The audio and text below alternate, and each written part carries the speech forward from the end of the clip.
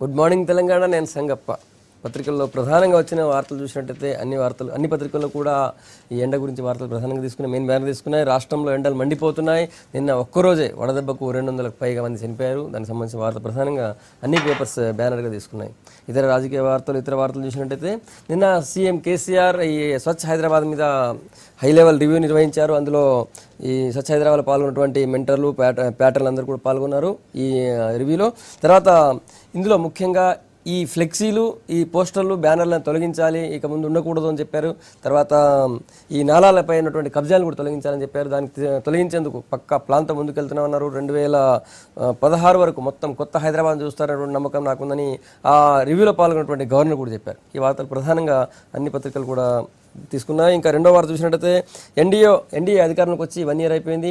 ఈ 1 ఇయర్లో ఏం చేశాం, ఎలాంటి భరోసా ఇచ్చాం అనే దానిపైన కేంద్ర ఆర్థిక మంత్రి అరుణ్ జైట్లీని మాట్లాడారు. మొత్తం కేంద్ర మంత్రులందరూ కూడా ఇక ముందు దాదాపు 90 ప్రెస్ మీట్ నిర్వహించబోతున్నారు. ఏం చేశారో చెప్పుకోబోతున్నారు 1 ఇయర్లో.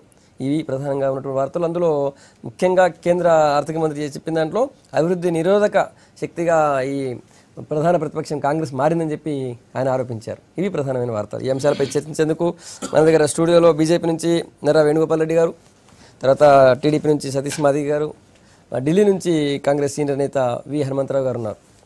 ముందు హనుమంతరావు గారి నుంచి స్టార్ట్ చేద్దాం. హనుమంతరావు గారు, good morning. Good morning, how are you? Fine sir. 1 year అయిపోయింది ఎన్డీఏ గవర్నమెంట్ వచ్చి. ఇన్వెస్టర్లలో ఒక ఉత్సాహాన్ని కల్పించాం, అంతకుముందు ఉన్నటువంటి నిరాశ నిస్పృహలను తొలగించాం. ఒకటి. రెండోది, అవినీతికి ఏమాత్రం ఆస్కారం లేకుండా పారదర్శకంగా పాలన సాగించాం 1 ఇయర్లో అని చెప్పి కేంద్ర మంత్రులు చెప్పుకుంటున్నారు. అంటే ఎన్డీఏ గవర్నమెంట్ చెప్పుకుంటుంది. ముఖ్యంగా మీరు కాంగ్రెస్ పార్టీ ఒక అభివృద్ధి నిరోధక శక్తిగా తయారైంది మాకు అంటున్నారు. వాళ్ళు ఎట్లా స్పందిస్తారు? చూడండి, 1 ఇయర్ లోపల అంతా అయిపోయిందని కాదు, ఇంకా ఆయనకు ఇంకా 4 సంవత్సరాలు గడపాలి. నేను అనేది ఏంటి, 1 ఇయర్ లోపల కొన్ని పనులు జరిగిండొచ్చు, ఇంకా కొన్ని పనులు జరగాల్సింది ఉన్నది. అంత తొందరలోనే అన్నీ అయిపోయినాయి. We have given a need. 60 ఏళ్లలో పనిచేయింది మేము సంవత్సరం లోపల చేసినాం, కాంగ్రెస్కు అడ్రస్ లేదు అనేది ఇవన్నీ రాజకీయంగా మాట్లాడడము న్యాయం కాదు. ఎందుకంటే ప్రభుత్వంలో ఉన్నోళ్ళు, ఎవరైతే ప్రభుత్వం నడిపిస్తున్నోళ్ళు ఉందాగా మాట్లాడాలండి. ఎంతసేపటికి కాంగ్రెస్ ఇండ్లు కట్టియనన్నది, ఇండ్లు కట్టిస్తుంటే ఆపుతున్నది, లేకుంటే మేము డెవలప్ చేస్తున్నాం. అరే, నువ్వు డెవలప్ చేస్తే తప్పనిసరిగా నీవు డెవలప్ చేస్తే అది కండ్లకు కనిపిస్తుందండి. ఎస్, ఇదేదైతే స్వచ్ఛ భారత్ది ఈ వారం రోజులు ప్రోగ్రాం బాగా జరిగింది. నా ఉద్దేశం లేదంటే ముఖ్యమంత్రి గారికి ఒక సలహా ఇస్తున్నా. వచ్చేది వర్షాకాలం అండి. అన్ని డ్రైనేజీలు ఇప్పటి నుంచే నువ్వు క్లీన్ చేసేస్తే రేపు ఏదైతే ఎంత పెద్ద వర్షాలు వచ్చినా రోడ్ల మీద నీళ్లు నిలబడి ట్రాఫిక్ ఆగిపోదు. దాని మీద ఎక్కువ శ్రద్ధ వహించమని అంటున్నాను కాదు. విఎస్ గారు, మనం సెంట్రల్ గవర్నమెంట్ గురించి ముందు మాట్లాడిన తర్వాత స్టేట్కి వద్దాం. సెంట్రల్ గవర్నమెంట్ కూడా 1 ఇయర్ అయింది. వాళ్ళ కేంద్ర మంత్రులందరూ కూడా మేము 1 ఇయర్లో ఏం చేసినాం అనే దాని మీద చెప్పుకుంటున్నారు. ఎన్డీఏ గవర్నమెంట్ పూర్తిగా తమ 1 ఇయర్ పాలనని ప్రచారం చేసుకోవాలనుకుంటుంది. దాని గురించి మాట్లాడుతున్నాను నేను. స్టేట్ తర్వాత మాట్లాడతాను.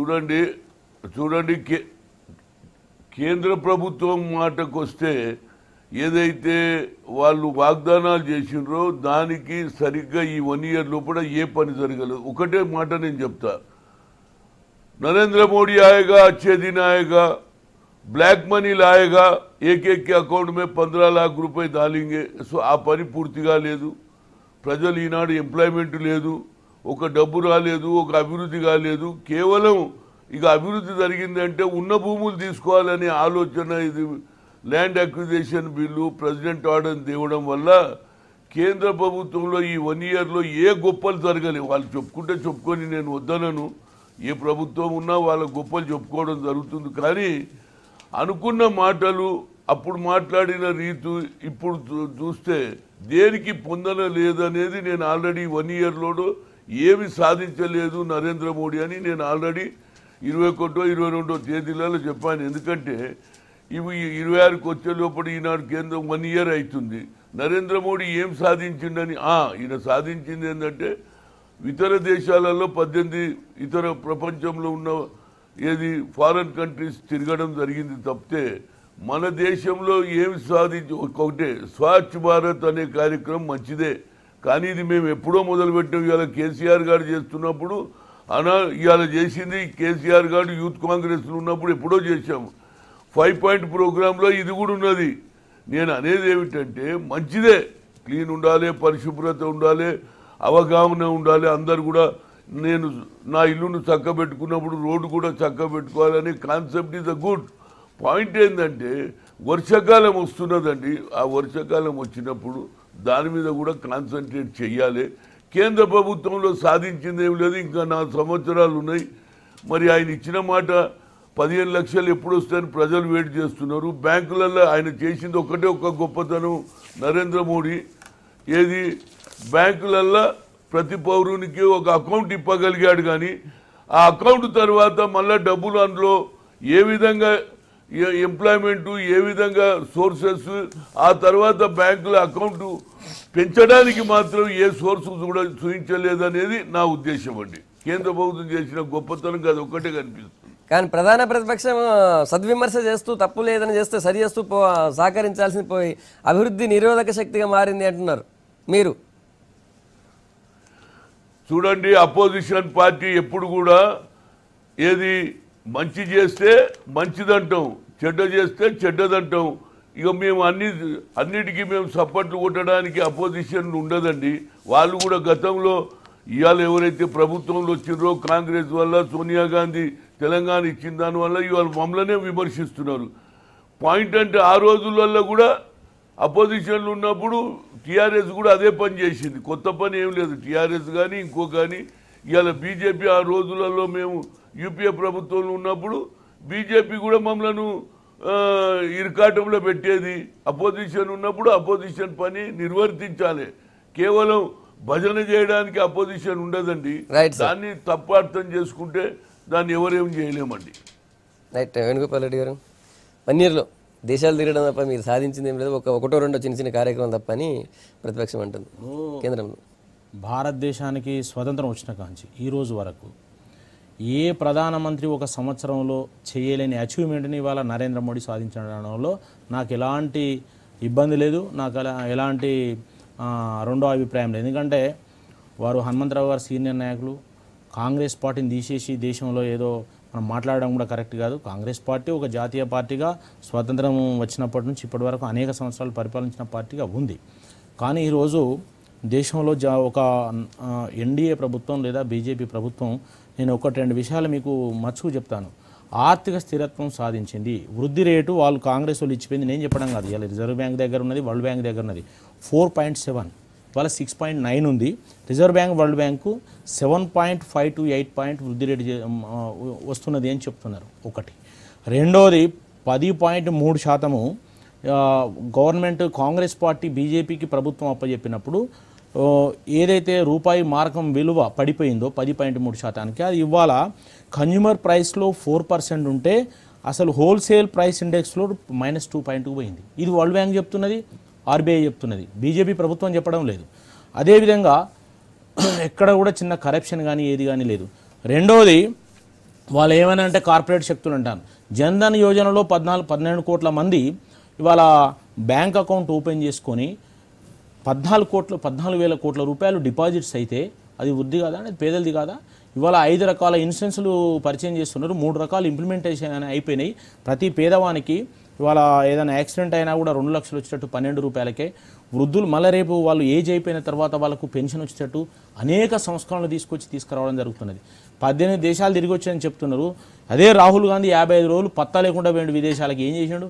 18 దేశాలలో పోయి జూన్ 21 ఇలా యోగా దినంగా ప్రపంచాన్ని ఒప్పించాడు. 176 దేశాలను ఒప్పించారు. అది మామూలు విషయం కాదు.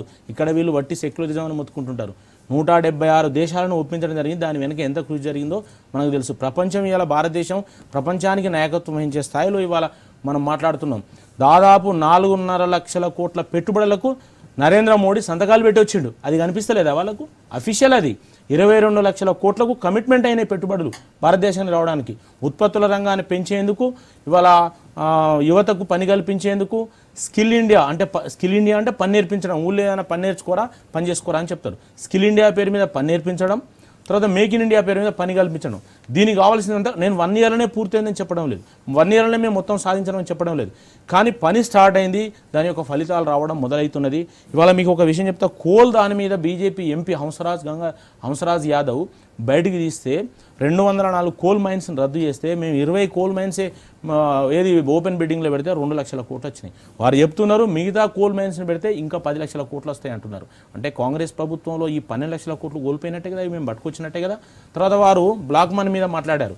బ్లాక్ మనీ మీద మేము స్పష్టంగా చెప్పదలుచుకున్నాం, రాగానే సిట్ వేయడం జరిగింది, సుప్రీంకోర్టుకు పేర్లు ఇవ్వడం జరిగింది. ఇవాళ కోర్టు పరిధిలో ఉన్నది, అది నడుస్తున్నది. 15 లక్షలు ఖాతాలలో వేస్తామని చెప్పలేదు, కానీ ఆ రోజు ఉన్న పరిస్థితులలో ఎలక్షన్ ముందు 15 లక్షల రూపాయలు ప్రతి పౌరునికి వస్తాయి ఒకవేళ అవినీతి తగ్గేది ఉంటాయని చెప్పినాం.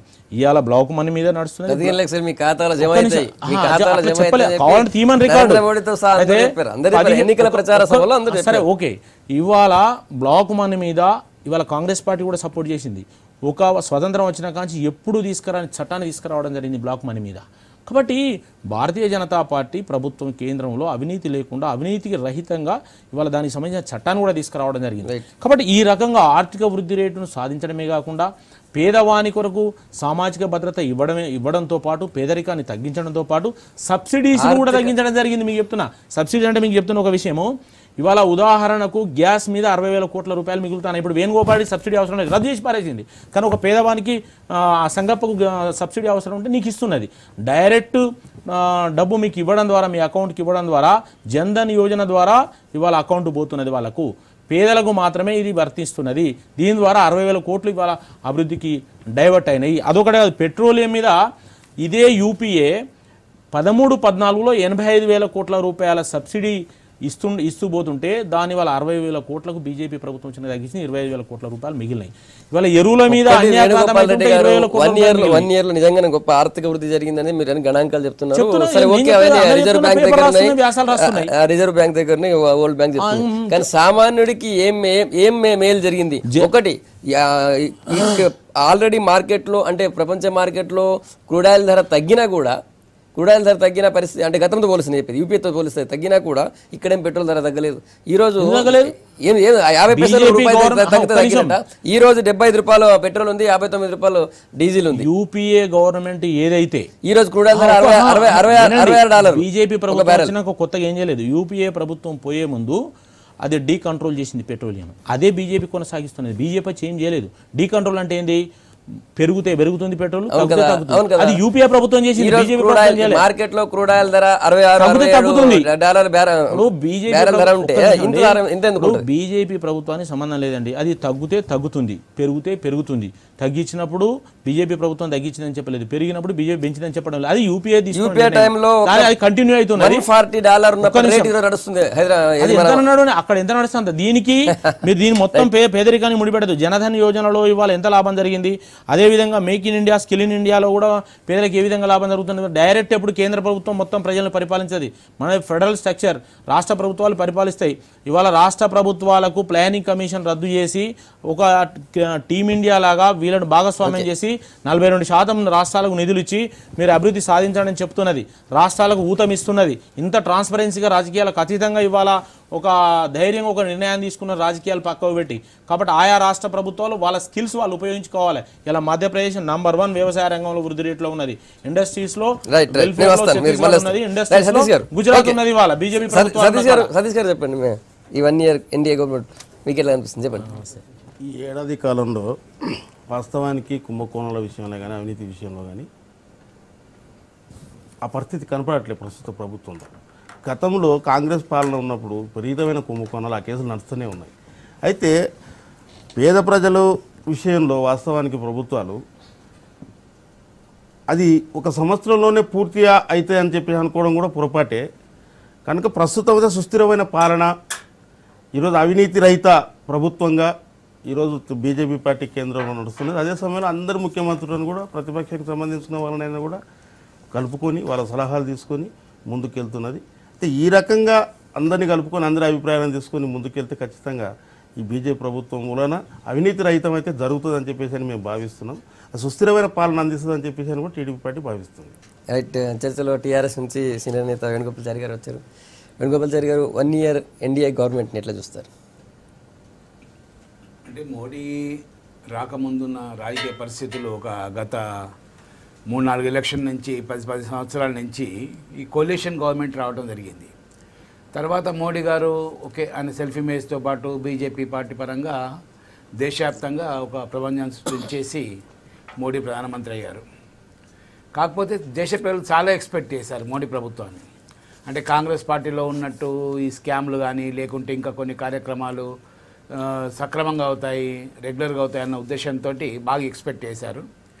ఎక్స్పెక్ట్ చేసినట్టు పరిపాలన ఒకే కొన్ని వనరులు తక్కువ కావచ్చు, లేకుంటే అడ్వాన్స్ శాంక్షన్స్ వాళ్ళు ఆ ప్రభుత్వ హయాంలో ఇవ్వటం కావచ్చు, ఇవన్నీ ఏదో కారణాల వల్ల అనుకున్నంత రంజకంగా పరిపాలించలేకపోయారు 1 ఇయర్ ఒకటి. కాకపోతే అంటే ఉదాహరణ ఇప్పుడు రైల్వే డిపార్ట్మెంట్ ఉంది. రైల్వే డిపార్ట్మెంట్ లోపల దాదాపు 100 సంవత్సరాలకు సరిపడా ప్లాన్లు బడ్జెట్లు గత ప్రభుత్వాలు యూపీఏ ప్రభుత్వాలని కాంగ్రెస్ ప్రభుత్వం ఆమోదించారు. కనుక అదో కారణం వీళ్ళకు డబ్బులు లేకపోవడం ఒకటి. ఒక ఎక్సెప్ట్ సిఎస్టీ కానీ వ్యాట్ కానీ అంతర్జాతీయంగా అయితే ఆయిల్ ధరలు ఫ్లక్చుయేషన్లో వచ్చిన మన అమౌంట్ మెయిన్గా తప్ప మిగతా రీసోర్సెస్ తయారు చేయడానికి బహుశా సమయం తీసుకున్నట్టున్నారు.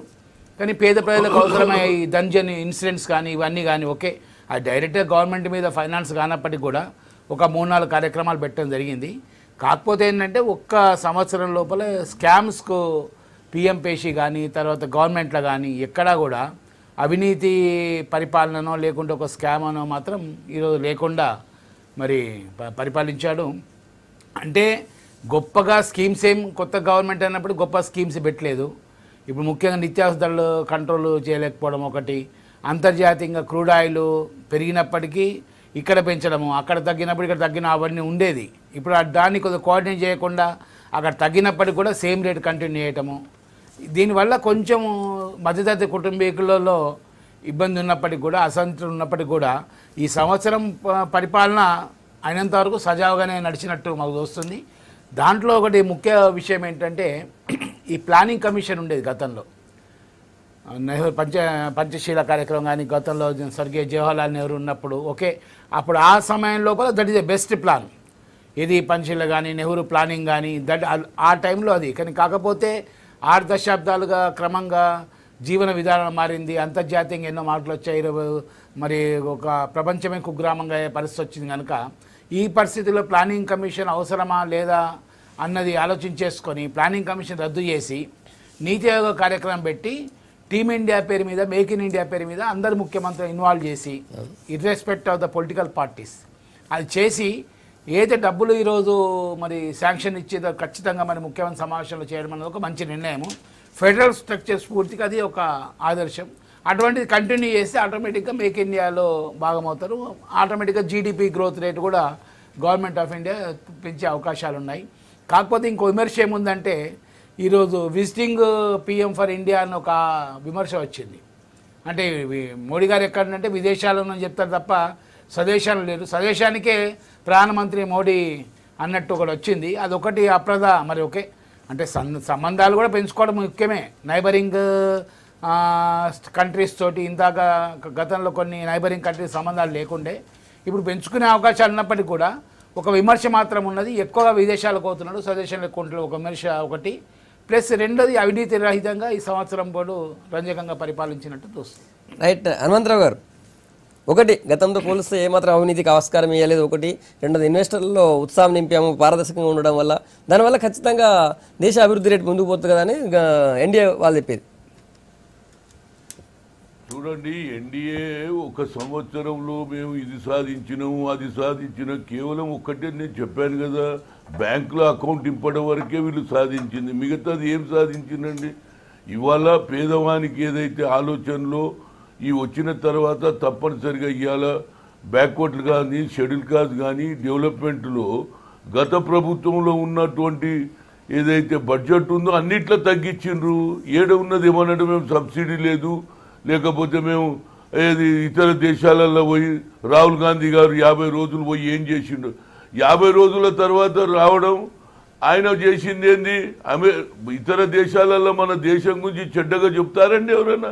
ఏ ప్రధానమంత్రి అయినా మన ఇంట్లో మాట పక్కింటి వాళ్ళకి ఇన్ రావద్దు, ఇంటే మన పరపతి పోతుంది అనుకో. ఆడపోయి ఏమన్నాడు? అదంతా స్కాములు ఉన్నాయి, అక్కడంతా ఏది చెత్త చెదారం నేను అదంతా క్లీన్ చేస్తున్నా అని అంటాడండి. అసలు ఏ ప్రధానమంత్రి కూడా ఇట్లా మాట్లాడింది నా లైఫ్లో నేను I have seen many this. Pandit Jawaharlal Nehru నుంచి చిన్నవాడిని ఇప్పటి వరకు లాల్ బహదూర్ శాస్త్రి కానీ ఈవెన్ వాజ్పేయి కానీ అందరినీ చూసాము, రాజీవ్ గాంధీని చూసాము. కానీ మన దేశ పరపతి తీసినటువంటి ఏకైక వ్యక్తి ఎవరైనా ఉంటే అది నరేంద్ర మోడీ అని చెప్తా. ఇకపోతే 50 రోజులలో 50 రోజుల తర్వాత రావడంతో రైతుల గురించి ఆలోచన చేశారు. రైతులు పడుతున్న బాధల గురించి తెలుసుకొని ఎండలో తిరిగాడు. ఈనాడు అప్పుడే బెబ్బేలు ఎత్తిపోతున్నారు. రాహుల్ గాంధీ గారు ఇంత హుషారైపోయిండు, ప్రజలలో బాగా మాట్లాడుతుండు, ప్రజల ఇష్యూస్ మాట్లాడుతుండని. 4 రోజులు నిలబడండి. మీరు చేసిన గొప్పతనం 1 ఇయర్లో తెలియదు. ఏ ప్రభుత్వం కన్నా మినిమం మీరే అంటున్నారు మేము 1 ఇయర్లో ఏం సాధిస్తాం, మాకు టైం ఇవ్వాలంటు. జస్ట్ ఇక స్కామా ఆగుదామండి. అది అవినీతి ఉంటుందా లేదా అనేది ముందు తెలుస్తుంది.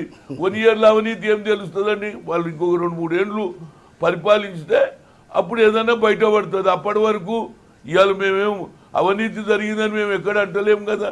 అవినీతి జరిగిందా లేదా అనేది ముందు రోజులలో తెలుస్తుంది. ఎంతసేపటికి కాంగ్రెస్ ప్రభుత్వం అవినీతి స్కాములు ఇవే చెప్పుకుంటూ మీరు ప్రభుత్వంలో వచ్చారు. మీరు ఆ తప్పు చేయొద్దు అనేది నా ఉద్దేశం. అది పాయింట్. అంటే మీరు తప్పు చేసినట్టు ఒప్పుకున్నట్టే. హనుమంతరావు గారు విదేశాలు పోయినప్పుడు ఆయన ఏం గోళీలు ఆడుకోలేదు ప్రధానమంత్రి. ఆయన మాట్లాడిన దాని మీద ఏంటంటే ఇండియన్ సిటిజన్స్కి సంబంధించి పెట్రోల్ పెట్టేందుకు ఫ్రాన్స్లో మాట్లాడినప్పుడు స్వచ్ఛ భారత్ కార్యక్రమాన్ని తీసుకున్నాం, పరిశుభ్రతమైన మీరు ఇన్వాల్వ్ కాండి అని ఆ విధంగా చెప్పిండు. అంతేగాని భారతదేశంలో చెడ్డది కాంగ్రెస్ పార్టీ చెడ్డదని ఎక్కడ ప్రచారం చేయలేదు. అది ఇండియన్ సమావేశంలో మాట్లాడిండు. కాబట్టి ఇవి కాంగ్రెస్ పార్టీ చెప్పవచ్చు. గత ప్రభుత్వంలో కుంభకోణాలు జరిగాయి, చాలా స్కాములు జరిగాయి.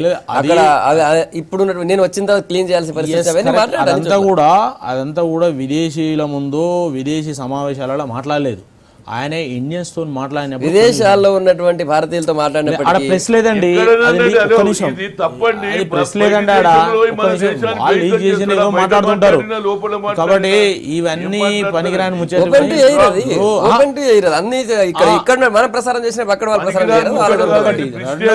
రెండోది ఆయన తీవ్రవాదం మీద ప్రపంచ దేశాలను ఒకదాటి మీద తీసుకొచ్చిండు. తీవ్రవాదం ఏర్పాటువాదం మీద ఈ 1 ఇయర్లో నరేంద్ర మోడీ నాయకత్వంలో ఎక్కడ కానీ తీవ్రవాదం వాడు ఇవిడ ఏలు పెట్టాలంటే అమెరికన్ ఏదైతే కాంగ్రెస్ సభ్యుడు చెప్పిండో ఈసారి పాకిస్తాన్ కనుక ఇండియాలో ఏలు పెడితే అమలా జరుగుతుంది, బిడ్డ జాగ్రత్తగా ఉండు, మోడీ ఉన్నాడని మనం చెప్పలేదు. ఇవాళ అమెరికన్ ప్రెసిడెంట్ నరేంద్ర మోడీని ఆయన ఎట్లా ముందుకు దూసుకుపోతున్నాడో, ఎట్లా ఆయన రిఫార్మ్స్ తీసుకొస్తున్నాడో చెప్పిండు, మేము చెప్పలేదు.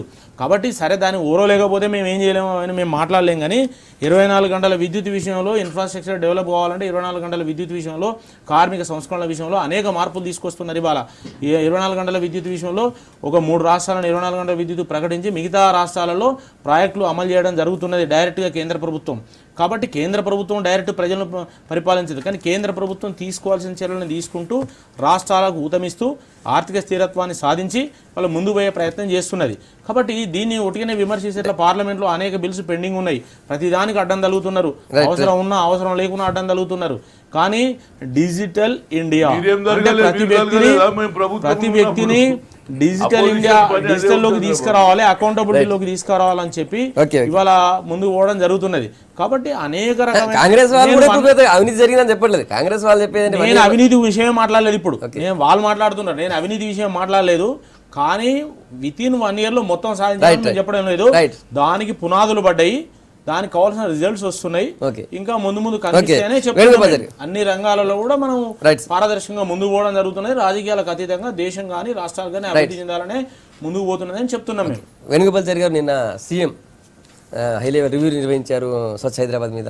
మీరు చూసిన తర్వాత ముఖ్యంగా హైదరాబాద్ ఇష్యూ, హైదరాబాద్ మీద చాలా సీరియస్ కాన్సన్ట్రేషన్ చేస్తున్నారు. కాబట్టి ఈ నాలాల మీద ఉన్నటువంటి కబ్జాలు తొలగింపు పైన, తర్వాత ఈ బ్యానర్లు ఫ్లెక్సీలు వీటన్నిటిని కూడా తొలగించాలి అనేటువంటి ఒక సీరియస్ నిర్ణయం తీసుకున్నట్టు చెప్పారు నిన్న.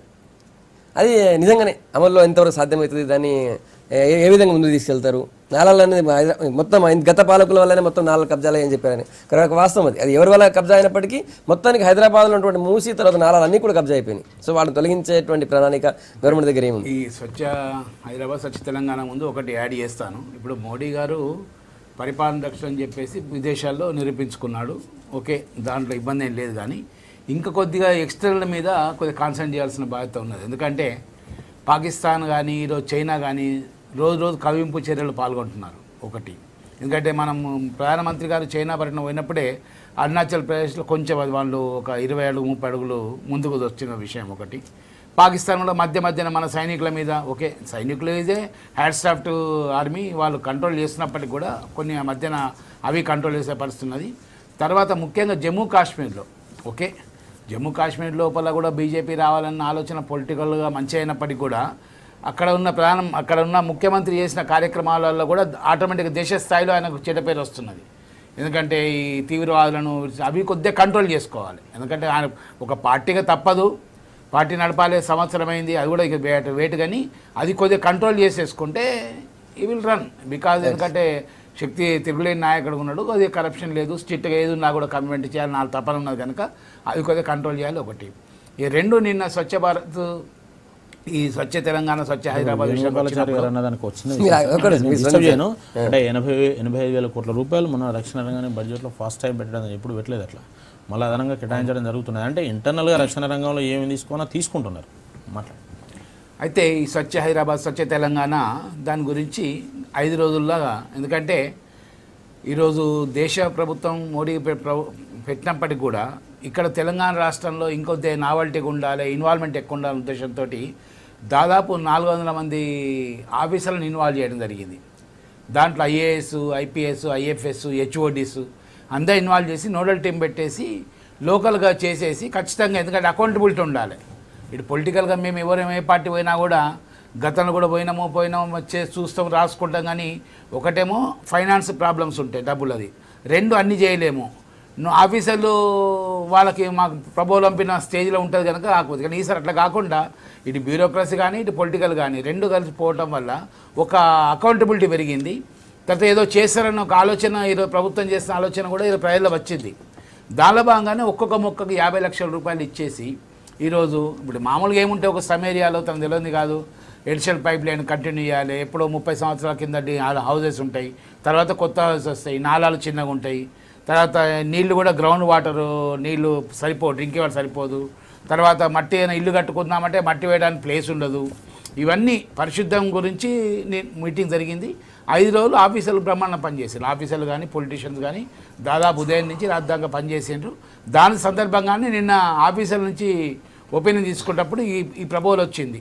ఇప్పుడు ఫ్లెక్సీలు కూడా ఏమైందంటే ఫ్లెక్సీలు అది ఒక పోటీపడి ఏ నాయకుడు వచ్చినా కూడా అభిమానంతో పోటీపడి వాళ్ళ నాయకుల ఫోటోలు పెట్టుడు ఇవన్నీ దానివల్ల కూడా హైదరాబాద్ చిన్న సార్ బాగుండదు, పరిశుభ్రత ఉండాలంటే దానికి స్పందించేసి కనుక టీఆర్ఎస్ పరంగా నిన్నటి నుంచి స్టార్ట్ అయింది, రాత్రి నుంచి లేదు. ఇప్పుడు వచ్చినప్పుడు మీరు జూబ్లీ మన హిల్స్ పంజగుట్ట ఒక్క ఫ్లెక్స్ లేదు, ఇప్పుడు రాత్రి వేసేసారు. అంటే టీఆర్ఎస్ పరంగా నిన్నటి నుంచే స్టార్ట్ చేశారు. ముఖ్యమంత్రి పరంగా ఇవన్నీ మొత్తం ఉండే ఇప్పుడు మనం వచ్చినప్పుడు ఈ ఫ్లైఓవర్ వచ్చేటప్పుడు ఒక్క ఫ్లెక్స్ కనపడలేదు, రాత్రి మొత్తం చేసేటప్పుడు వేణుగోపాల్చారి లేవా? వేణుగోపాల్చారి గారి చెప్పినాం. అంటే ఆఫీసర్లకే ఇన్స్ట్రక్షన్ ఇచ్చారు, మేము కూడా పార్టీ పరంగా ఎవరు కట్టవద్దని చెప్పి ఇన్స్ట్రక్షన్ ఇచ్చారు.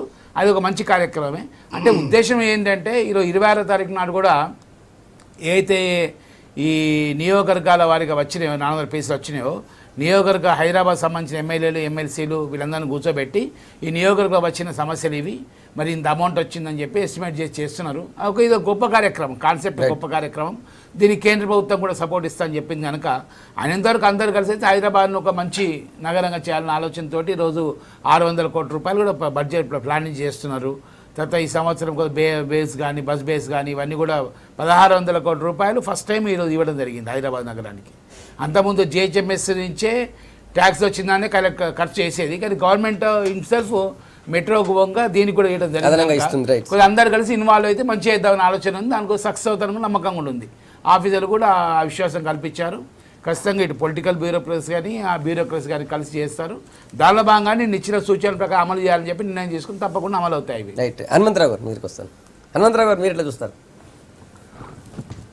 చారి గారు చాలా బాగా ఏది 1600 కోట్లు ఇవ్వడం, కేవలం ఇది మున్సిపల్ ఎన్నికల వరకైనా ఇది కంటిన్యూ చేయండి. నా రిక్వెస్ట్ ఏమిటంటే మీరు నాలుగుల గురించి చెప్తున్నారు, ఇప్పుడు మూసీ తుపాడు చంద్రఘాట్ తర్వాత మీ మున్సిపల్ అధికారులే మట్టి పోపిస్తారు, మళ్ళీ ఒక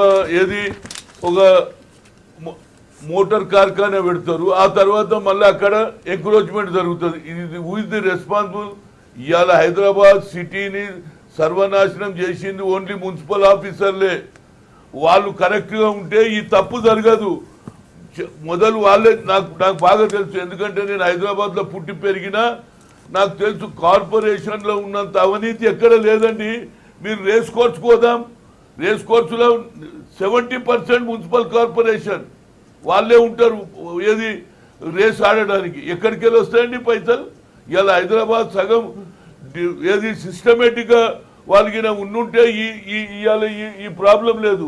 వాళ్ళే అవకాశం ఇస్తారు, వాళ్ళే రోడ్లు ఏది మూసి పక్కకు వేసుకోమని వాళ్ళే ఇస్తారు, అనాథరైజ్ మీరే ఇస్తారు, తర్వాత ఇస్తారు. ఇప్పుడు నారాయణ కూడా ఉన్నదండి,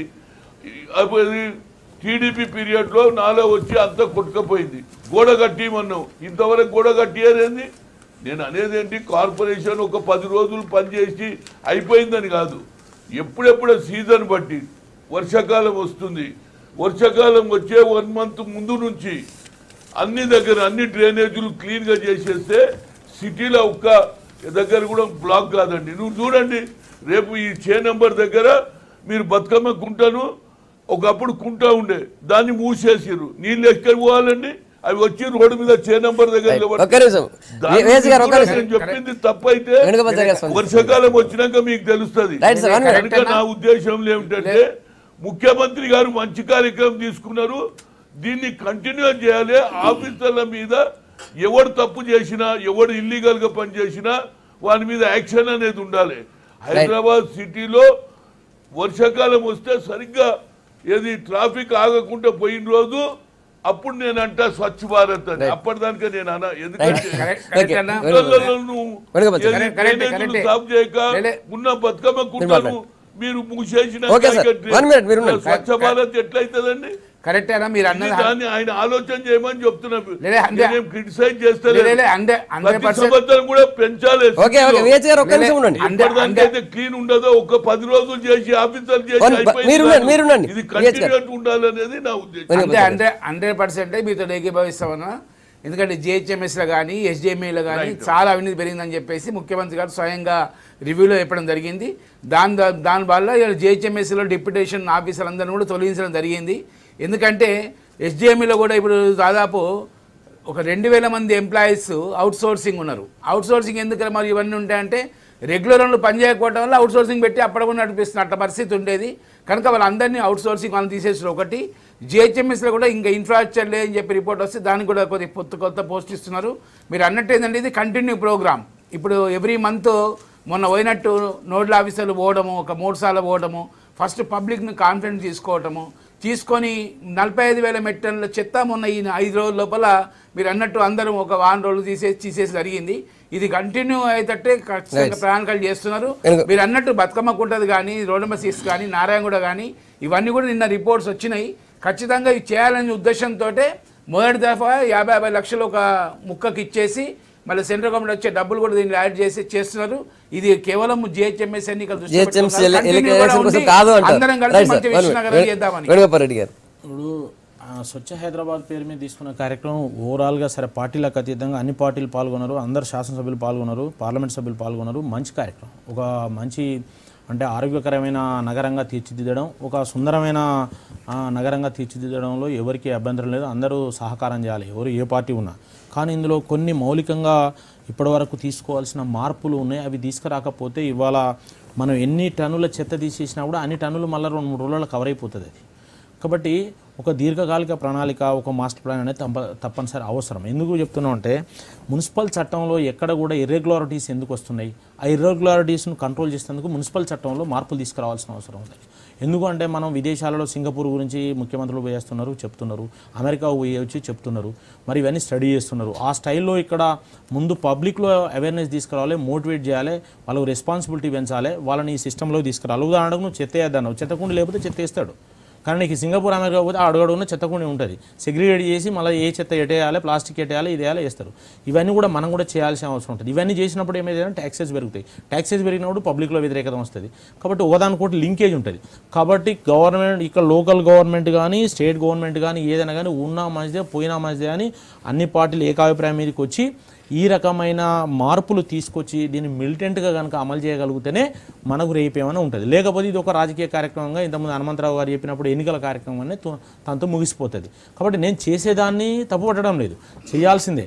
కానీ ఇది దీర్ఘకాలికంగా కొనసాగేందుకు కావాల్సిన ఇప్పుడు లేఅవుట్ కానీ ఎల్ఆర్ఎస్ కానీ లేకుండా కన్స్ట్రక్షన్ అవుతున్నాయి. మరి అయినప్పుడు లేఅవుట్ లేకుండా కన్స్ట్రక్షన్ కావద్దు. అట్లా అదే దానిలో లేఅవుట్లు 1 year 2 years పడుతున్నాయి. అట్లా కావకూడదు. నీకు విత్ ఇన్ షార్ట్ పీరియడ్లో పర్మిషన్ ఇవ్వాలి, ట్రాన్స్పరెన్సీగా ఉండాలి, లేకుంటే కట్టకూడదు. కానీ లేవుడు పోదామంటే ఓ పనిష్మెంట్ అయినట్టు కూడా ఉండకూడదు. కాబట్టి మనం ఇవన్నీ కూడా అంటే చట్టపరమైన మార్పులు కానీ, ప్రభుత్వంలో వేగం పెరగడం కానీ, ప్రజలకు జవాబుదారీగా ఉండడం కానీ, తర్వాత దానికి కావాల్సిన వసతులు ఏర్పాటు చేయడం కానీ, ఇవన్నీ తీసుకొచ్చినప్పుడు జరుగుతాయి. చాలా సంతోషం, తీసుకురావాలని కోరుకుంటున్నాను. సతీష్ గారు మీరు ఎట్లా చూస్తారు? ఆ రోజు చంద్రబాబు నాయుడు గారు ముఖ్యమంత్రి ఉన్నప్పుడు క్లీన్ అండ్ గ్రీన్, నేను ఈరోజు కేసీఆర్ గారు చేపడుతున్నది స్వచ్ఛ హైదరాబాద్. సరే, ఈ స్వచ్ఛ హైదరాబాద్ పేరుతోన ఈరోజు బస్తీలు తిరిగి ఇవన్నీ గలీలు తిరిగేసి మిమ్మల్ని అందరినీ ఉస్మానియా యూనివర్సిటీలో ల్యాండ్స్లలో ఇల్లు కట్టిస్తామని చెప్పేసి అని అంటే ఈ సంవత్సర కాలంలో కేసీఆర్ గారు చేస్తుందంటే తాను చేయాలనుకుంటున్న దాన్ని ప్రజలకు అభిష్టంగా ఉన్నదాన్ని, ప్రజలకు వ్యతిరేకంగా ఉన్నదాన్ని గమనించి నేను ఈరోజు అందరికి ఇల్లు కట్టిస్తాను ఉస్మానియా యూనివర్సిటీలో లేకపోతే అగ్రికల్చర్ యూనివర్సిటీలో అని చెప్పేసి అనమాట. ఆ రోజు నిజాం ప్రభువుకు పిచ్చిలేసి అన్ని ఎకరాల భూమి ఇచ్చారా. ఈరోజు విశ్వవిద్యాలయాల దగ్గర దాదాపుగా ప్రశాంతమైన వాతావరణం ఉండాలి, ప్రశాంతంగా ఉండాలని చెప్పేసి అని పెడితే ఉన్నాడు అన్న. దయచేసి ప్లీజ్ అంటున్నట్టే ఈ రోజు కేసీఆర్ గారు ఒక పని చేస్తే దాన్ని వ్యతిరేకించే బ్యాచ్ సమస్యను పెట్టుకొని తాను అమలు చేయకుంటే ప్రజలకు ఏం చెప్తాడు రేపు సమాధానం? నేను చేయాలనుకుంటున్నా కానీ వాళ్ళందరూ వద్దంటున్నారు. అంటే నీకు చేయాలనే బుద్ధి లేదు. ఇంకొకటి, ఈరోజు 19,000 మంది వీళ్ళు వారం రోజులు ఊడిస్తే కాదు, ప్రతిరోజు రాత్రి మొదలు ఊడుస్తున్న పబ్లిక్ ఉన్నారు. వాళ్ళని ఈరోజు మన రామ్కి వాళ్ళకో లేకపోతే ప్రైవేట్ వాళ్ళకో సంబంధించుకొని వాళ్ళను ప్రైవేట్ ఎంప్లాయీస్గా పెట్టారు. అక్కడ వాస్తవానికి వాళ్ళను పర్మనెంట్ చేసి పడేస్తే వాళ్ళు స్వచ్ఛంగా చేస్తారు. దాంట్లో దాదాపుగా 19,000 మందిలో 17,000 మంది మొత్తము ఈరోజు దళితులే ఉన్నారు. అంటే వాళ్ళను నిజంగా వాళ్ళ యొక్క సమస్యను పరిష్కరించి వాళ్ళని పర్మనెంట్ ఉద్యోగస్తులుగా మున్సిపాలిటీలో పెడితే వాళ్ళు హైదరాబాద్ను నీకన్నా బ్రహ్మాండంగా తయారు చేసి పెడతారు. నీవు ఈరోజు 5 రోజులు ఊడిసినంత మాత్రమే ఇది మొత్తం శుభ్రంగా అయితే మళ్ళీ రోజే పడుతుంది మన చెత్త. ఇంకోటి, వాస్తవానికి గల్లీలలో మరి వాటికి సంబంధించుకున్న కుండీలు పెట్టడమే కానీ లేకపోతే వాటిని ట్రాన్స్పోర్ట్ చేయడం కోసం వెహికల్స్ని అరేంజ్మెంట్ చేయడమే కానీ వీటన్నిటి విషయంలో మీరు చిత్తశుద్ధి ప్రదర్శించి మీరు చేయడం కాదు, అక్కడ ఆల్రెడీ చేస్తూనే ఉండరు. వాళ్ళను మన మీటింగ్లో ఏం చెప్పాము, మొట్టమొదట వాళ్ళు దేవతలు దేవుళ్ళు వాళ్ళ కాలం ఒక వాళ్ళకి తిండి లేకుండా అల్లాడుతుంది సార్. వాళ్ళకు ఉద్యోగాలు పర్మనెంట్ చేయండి. 19,000 మందిలో 17,000 మంది మొత్తం పారిశుద్ధ్య కార్మికులే ఉన్నారు. వాళ్ళ గురించి ఆలోచన చేయండి. ఇంకొకటి, మీరు ఈ సంవత్సర కాలంలో ఏది మంచి పని చేశారు?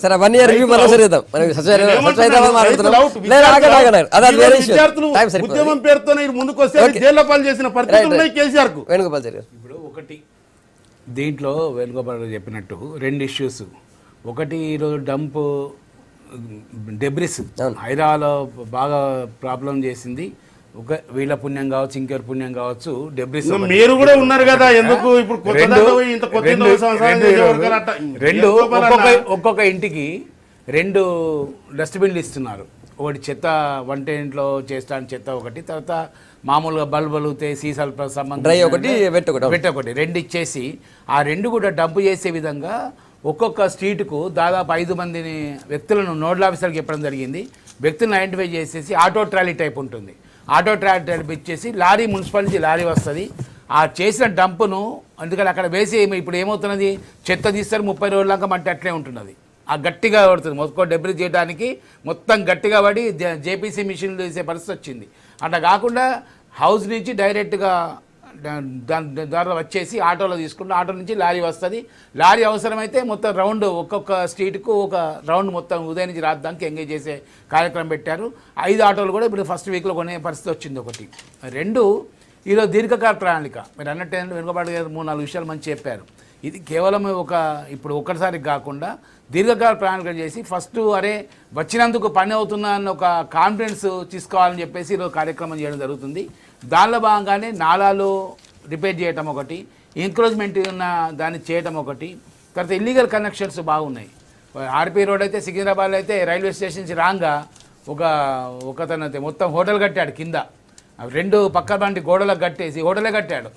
ఇంకొకటి అయితే మొత్తం టోటల్గా రోడ్డు బంద్ చేసేసి పశువులను పెట్టుకున్నాడు మొత్తం టోటల్గా వందల పశువులు అవి ఎక్కడ రోడ్డు అంటే ఇవన్నీ చూస్తుంటే ఏంటంటే అసలు ఓకే ఇది మనము హైదరాబాదు విశ్వనగరము అన్నీ చూస్తూ లోపలికి పోయిన జూబ్లీహిల్స్లో కూడా మొన్న మన ఫైనాన్స్ సెక్రటరీ చెప్పినట్టు అక్కడ తుక్కులే అనుకున్నాడు ఆయన పాపం అక్కడ చూసాక ఇదేం జూబ్లీహిల్స్ అనుకున్నాడు అంటే అందరు కలిసి ఈరోజు అందరూ పబ్లిక్ని కాన్ఫిడెంట్ తీసుకోవాలి ఆల్ పొలిటికల్ పార్టీని కాన్ఫిడెంట్ తీసుకోవాలి పొలిటికల్ ఎలక్టరేట్ కాన్ఫిడెంట్ తీసుకోవాలి ఇవన్నీ కలిసేసి ఎందుకంటే మంచి కార్యక్రమం చేద్దాము దీనికి సెంట్రల్ సపోర్ట్ కూడా ఉన్నది కనుక మంచి కార్యక్రమం చేయాలని తపన ఉన్నది ఈరోజు ఖచ్చితంగా చేస్తారు నమ్మకం మీకుంది చేస్తారు నమ్మకం మీకుంది నమ్మకం గవర్నర్ 2016లో క్లీన్ అవుతుంది 5 రోజుల లోపల అన్ని పార్టీలు తర్వాత నాయకులు ఆఫీసర్లు ఇన్వాల్వ్మెంట్ ఖచ్చితంగా ఉన్నది ఇది ఓన్లీ వన్ టైం కాకుండా ఖచ్చితంగా వాళ్ళు నిన్న ప్రామిస్ చేశారనుకో ఖచ్చితంగా కంటిన్యూ చేస్తారు కదా తప్పకుండా right thank you sir thank you Venugopalachari గారు సతీష్ గారు తర్వాత వేణుగోపాల్ రెడ్డి గారు వి హనుమంతరావు గారు గుడ్ మార్నింగ్ తెలంగాణ అభిప్రాయం చెప్పినందుకు రేపు మార్నింగ్ మళ్ళీ ఇదే టైం కలుద్దాం స్టే ట్యూన్